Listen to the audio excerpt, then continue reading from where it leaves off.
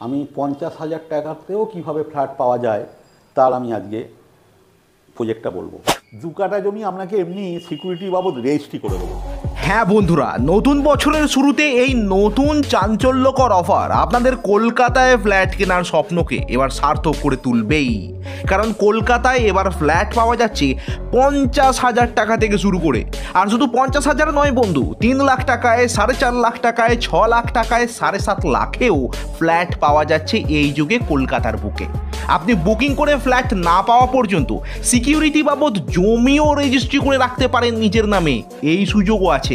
না বন্ধু, মাথা খারাপ বা পাগল বলে ভাববেন না আমাকে, সবই বাস্তব সত্য এবং বিজ্ঞান ভিত্তিক পরিকল্পনা।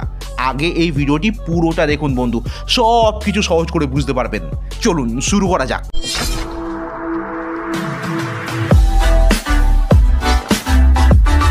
নমস্কার, আমি সুশান্ত জানা বলছি দেবী এন্টারপ্রাইজ থেকে। অ্যাড্রেস হচ্ছে FA32 Rajdanga main road, Kolkata 107। তো দেবী এন্টারপ্রাইজ মানে হচ্ছে রিয়েল এস্টেট, জমি বাড়ি ফ্ল্যাট এই সংক্রান্ত বিষয়।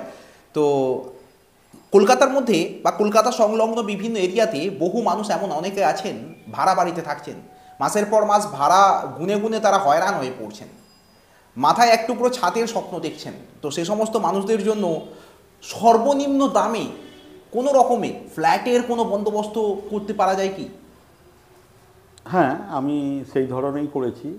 আমি 50,000 টাকাতেও কিভাবে ফ্ল্যাট পাওয়া যায় তার আমি আজকে প্রজেক্টটা বলবো। মানে কি বলছেন আপনি? 50,000 টাকাতে ফ্ল্যাট কলকাতা সংলগ্ন এরিয়াতে মালিক হতে পারে 50,000 টাকাতে? কিভাবে হবে? আমি বলি আপনাকে, অ্যাকচুয়ালি তো 50,000 টাকায় ফ্ল্যাট পাওয়া যায় না। বাস্তবে তো হয়ই না। হয় না। আমি এইভাবে এটা একটা যোগ ভাবতে পারেন।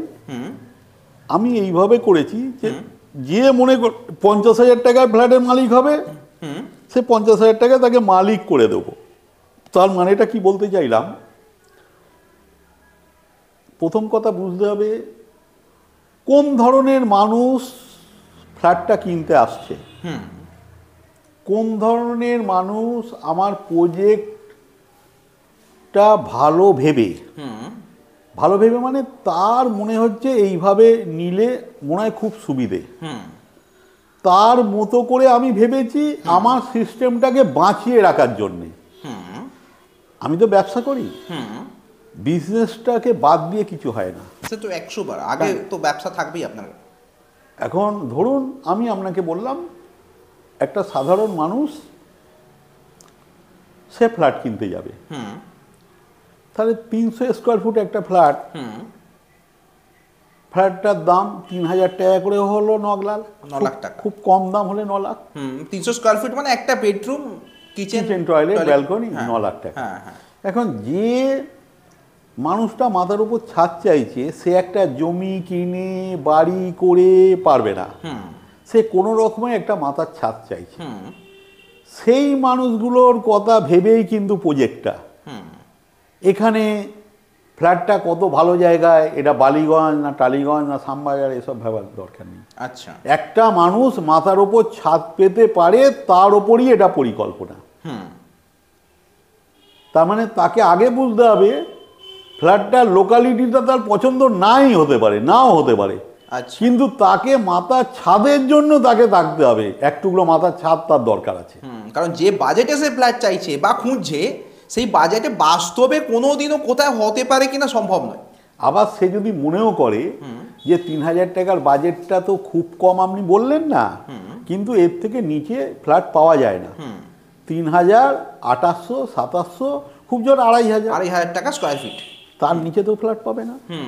এবার এটাও তো ঠিক, যারা পাবে আমাকে যুক্তি দিয়ে বোঝাবে যে এর থেকে কমে ফ্ল্যাট পেয়েছি বা পাচ্ছি, আপনার দামে পাচ্ছি, তাহলে তাদের টাকা জোগাড় করে অন্তত ফ্ল্যাটটা কিনতে হবে। টাকা না থাকলে তো আমাকে শুধুমধু গল্প করে লাভ নেই যে আমি একটা ফ্ল্যাট পেয়েছি। তাহলে যিনি ফ্ল্যাট পেয়েছেন তিনি কিনে নিন। আমার কাছে যারা আসবে, যারা কিনতে পারছে না, আমি যে সুযোগটা নেবো তার পছন্দ হলে দেবো, তার পছন্দ হলে আসবে, নালে আসবে না। আচ্ছা, তো আমি আমার পরিকল্পনাটা বলে দেবো। আচ্ছা, এবার তাহলে পরিকল্পনাটা কি বা কিভাবে ফ্ল্যাটটা নেওয়া যাবে? একটি ফ্ল্যাটের দাম 9 লক্ষ টাকা। 300 square feet, 300 square foot, 1 BHK। হ্যাঁ।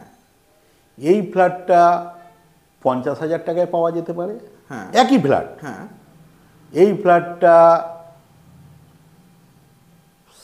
7.5 লাখ টাকায় পেতে পারে, হ্যাঁ, এই ফ্ল্যাটটাই একই ফ্ল্যাট, ভালো করে বুঝুন, 6 লাখ টাকায় পেতে পারে, হ্যাঁ, এই ফ্ল্যাটটা 4.5 লাখ টাকায় পেতে পারে, হ্যাঁ। এই ফ্ল্যাটটা 3 লাখ টাকায় পেতে পারে। কিভাবে একটাই মাপের ফ্ল্যাট কিভাবে এত রকম ভাবে পাওয়া যেতে পারে? কীভাবে পাবে আমি বলে দিই। একটা ফ্ল্যাট, সাধারণ একটা মানুষ একটা ফ্ল্যাট কিনতে গেল, 300 স্কোয়ার ফুট, সে লোনে কিনবে, লোনের কাগজপত্র আছে, যদি লোনের কাগজপত্র থাকে, লোন অ্যাভেলেবেল, যার কাছে কাগজ আছে, সেটা ট্রেড লাইসেন্স, প্রফেশনাল ট্যাক্স হোক, আইটি রিটার্ন হোক, পে স্লিপ হোক, যা যা লাগে, যে চাকরিজীবী তার পে স্লিপ, যে ব্যবসা করবে আইটি রিটার্ন সব আছে ধরে নিলাম, তবুও সে ব্যাংক থেকে লোন নিতে গেলে তাকে বলবে আপনি 20% ডাউন পেমেন্ট করুন। তার মানে 9 লক্ষ টাকার ফ্ল্যাট কিনতে গেলে ন্যূনতম 1,80,000 টাকা ডাউন পেমেন্ট করতে হয়, বাকিটা লোনে হবে। যারা 1,80,000 টাকা যাদের আছে, যারা ফ্ল্যাট খুঁজে পেয়েছে ভালো ফ্ল্যাট, তারা 1,80,000 টাকা দিয়ে লোন নিয়ে ইএমআই কিনে নেবে, তারা আমার কাছে আসবে কেন? কিন্তু আমার কাছে আসবে তারাই যাদের 1,80,000 টাকা নেই এবং ফ্ল্যাটের মালিক হওয়ার ইচ্ছা আছে এবং তাদের হয়তো কাগজ নেই। কোনো ডেফিসিয়েন্সি না থাকলে তো আমার কাছে আসবে না, 100 আমি যে সুযোগ দিচ্ছি। তাহলে 50,000 টাকা দেওয়া মানে তার 1 বছরের মধ্যে টোটাল কাগজপত্র ক্লিয়ার করে লোনের পরিস্থিতি তৈরি করে ফ্ল্যাটটা সে 36 মাসে ডেলিভারি পাবে। আচ্ছা, ফ্ল্যাটটা 50,000 টাকা সে দিল শুধু কাগজপত্র সিস্টেম করার জন্য, ঠিক আছে? তাহলে সে 9 লাখ টাকার ফ্ল্যাটটা সে মাত্র 50,000-এ পাচ্ছে, লোন হচ্ছে অ্যাকচুয়ালি। আচ্ছা, লোনটা এবার সে তার এর মতো 15, 20, 25, 30 বছর ধরে ইএমআই দিতে পারে। মানে অ্যামাউন্টটা 9 লক্ষ টাকাই থাকছে, 50,000 টাকা দিলে ফ্ল্যাট তার হয়ে গেল ধরে নিতে পারে, বাকি টাকাটা সে লোন মাফিক ব্যাংকের সিস্টেমে লোন দেবে। আচ্ছা, এটা লোন তার ধরুন আমি আপনাকে বলি 9 লাখ টাকা, হয়তো সে 6 থেকে 6,500 টাকা একটা লোন পড়বে। আচ্ছা, যেহেতু সে ডাউন পেমেন্ট দেয়নি, ডাউন পেমেন্ট ছাড়া কিভাবে ফ্ল্যাট হবে তাকে বুঝতে হবে। আচ্ছা, দিয়ে এই ফ্ল্যাটটা সে মালিক হবে। এটা 50,000 টাকায় 50,000 টাকা। এবার 3 লক্ষ টাকা দিলেও আপনি বলছেন এই ফ্ল্যাটটাই হতে পারে। এবার 3 লক্ষ টাকা যারা ফ্ল্যাট নেবে, হ্যাঁ, তাদের প্রথম কন্ডিশনই হচ্ছে যে ফ্ল্যাট সে পাবে সে গ্রাউন্ড ফ্লোরে পাবে। আচ্ছা, একটা শর্ত। হ্যাঁ, দ্বিতীয় কথা, এই 3 লক্ষ টাকা যেটা ফ্ল্যাটের দাম ধার্য করা হচ্ছে পাবে 36 মাসেই ডেলিভারি। হ্যাঁ, কিন্তু এই 3 লক্ষ টাকাটা তাকে 12 মাসে তাকে ক্লিয়ার করতে হবে। মানে 1 বছরের মধ্যে 3 লক্ষ টাকা সে যেন কমপ্লিট করে দেয়, তবেই সে 36 সে এককালীন একেবারে প্রথম দিনই দিয়ে দিতে পারে, অথবা 1 বছরের মধ্যে কমপ্লিট করতে হবে। পার্ট 3টে বা 4টে পার্টে দেবে। 3 লক্ষ টাকা দিল আর ডেলিভারি পাচ্ছে 36 মাসে। 36 মাসে। তারপরে আর কত টাকা দিতে হবে? আর দিতে হচ্ছে না। 9 লক্ষ টাকার ফ্ল্যাট 3 লক্ষ টাকাতেই সে পেয়ে যাচ্ছে 9 লক্ষ টাকার 9 ফ্ল্যাট। লক্ষ টাকার ফ্ল্যাট। আচ্ছা, তাহলে এটা তো বেশি বড় অফার হয়ে গেল। এটা বড় অফার। মানে 3 লক্ষ টাকা, যার 3 লক্ষ টাকা 1 বছরে দেওয়ার ক্ষমতা থাকবে, যে মনে করবে 36 মাসে ফ্ল্যাট ডেলিভারি নিলে আমি চলবে, তার জন্য এইটা বেস্ট অফার। যার মনে হবে না আমি 1 বছরে 3 লক্ষ টাকা দেবো না, তাহলে ওই ফ্ল্যাটটা গ্রাউন্ড ফ্লোরেই থাকবে, ফ্ল্যাটটার দাম অলরেডি বেড়ে গিয়ে 4.5 লক্ষ টাকা দাঁড়িয়ে গেল।